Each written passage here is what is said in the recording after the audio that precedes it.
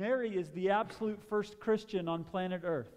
She's the very first person to respond to the gospel message. The Christmas message is essentially the gospel message. And Mary's the first person to respond to Jesus on his terms. Not by reacting the way that she wanted to, but with genuine and real and transforming belief. She's the first person to do that. And how we respond to the message we just heard sung about so beautifully is so critical. The things that describe Mary's response to this should be the same things that describe my response to this, our response to this. So I could fill up the next hour, I won't. I could fill up the next hour talking about and describing the responses Mary had. But I want to leave you this morning challenging you and myself by just looking at one of the descriptors of Mary's response to the Christmas message, to the gospel message, and that is being deeply moved. One of the ways you can describe Mary's response is she was deeply moved. And I want to show you this in Luke chapter 1. It's verses 46 and 47. I'll read it for you.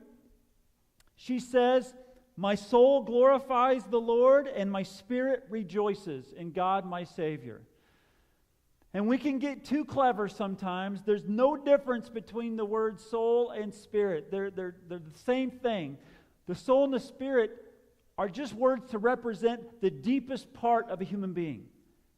Mary is saying, every part of me is shaken by this. The very depths of me, every part of who I am. She is saying, nothing has ever gripped me like this. But I wanted you to know that response did not happen for her immediately. It happened in stages.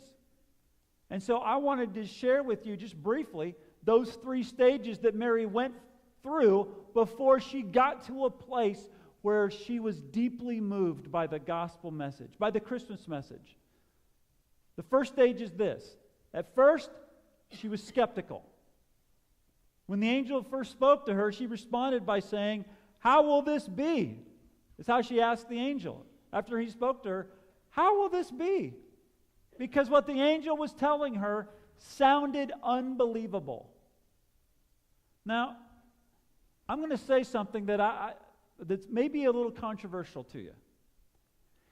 If the gospel message, if the Christmas message has never sounded unbelievable to you, I am not sure that you have fully understood it yet. Because everyone who's faced with the gospel, or like Mary in response to the angel's conversation, she thought it was impossible.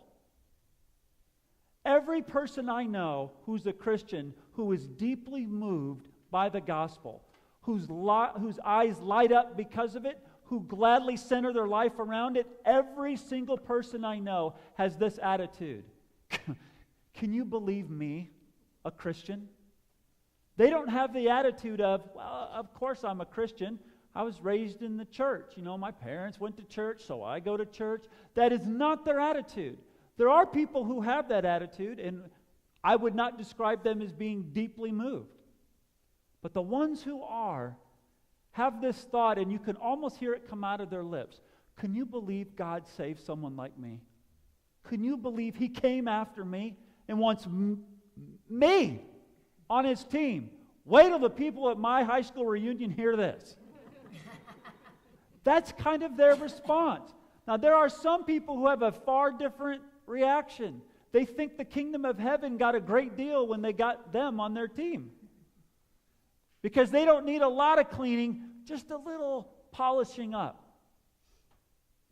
But if it's never sounded too incredible for you to believe, too amazing, too unbelievable, if it's never hit that stage for you, I'm almost certain you don't get it yet. Lord willing, you will one day. But it starts being incredible. If you want to get to the place in your life where the gospel, where Christ deeply moves you and changes you, it starts with being skeptical. But then it goes to the next stage for Mary, and that is it becomes agreeable. So the angel talks to her a little bit more, and she says, I'm the Lord's servant. May your word to me be fulfilled. Now that's not enthusiastic. It's just submission. She is saying, I don't know if she's rubbing her chin as she's thinking this, but she is saying, what you are saying, Sir Angel, sounds credible. The more you talk, the more I can see it's coming from a place that's not crazy. And I want to go along with it. There's something about what you're saying that I want to be a part of. I need to be a part of it. But it doesn't completely make sense to me just yet. As she is speaking, I'm the Lord's servant, may it be to me as you have said. That doesn't sound like wholehearted, I'm in this. And I don't expect it to at this point. You don't just move right away from skepticism to being deeply moved. There's transition. She's thinking through it. She's feeling through it.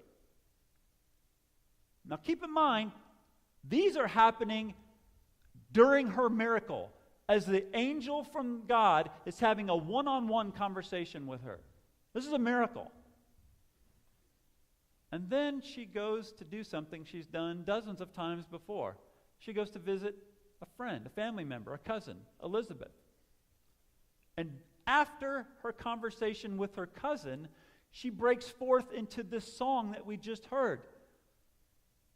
My soul glorifies the Lord, and my spirit rejoices. And now listen to why she is saying that now. Verse 49 and 50. Mary says, the mighty one has done great things for me. Holy is his name. His mercy extends to those who fear him from generation to generation. When you start getting excited about the holiness of God, that's the light bulb stage. That's the third stage. It goes from skeptical to agreeable to the light bulb stage. And she's had it. She's had her light bulb stage.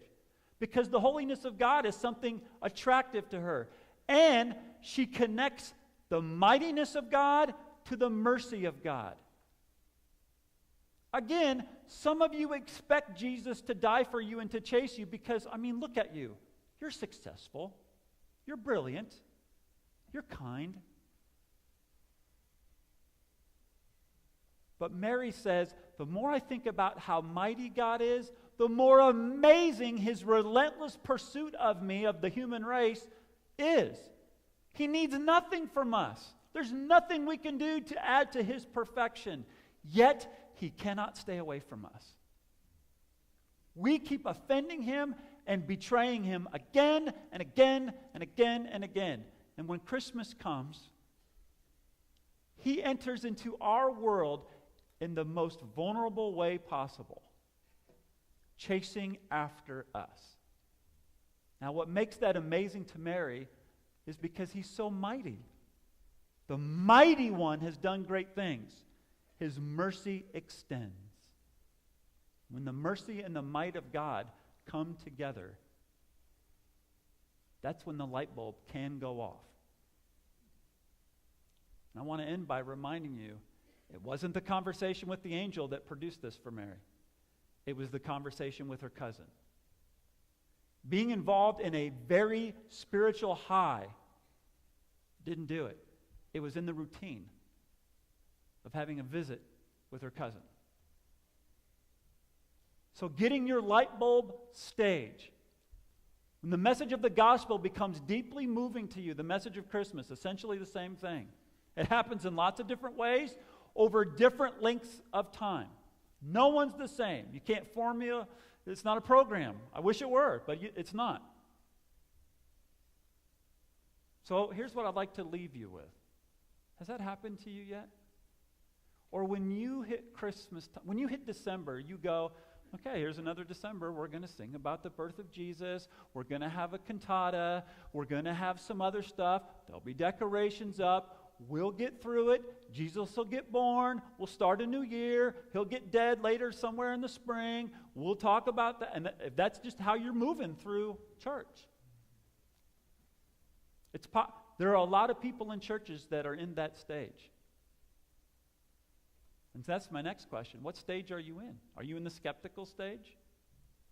Are you in the agreeable? Like, I don't really get it yet. I feel like I need it on some level. I mean, I don't want to end up in hell. I want to go to heaven. So I guess there's a need there. But my life doesn't shine like it's deeply moved by this. No one around me would say that. Oh, I can raise my hands and sing loud at church events at times. I can do that. But this is really different. Mary is deeply moved and breaks into song while she's having coffee with her cousin. No one's watching. She's not going to get credit for this. She just can't hold it in. Can you believe this? Has that happened to you yet? Have you entered the light bulb stage?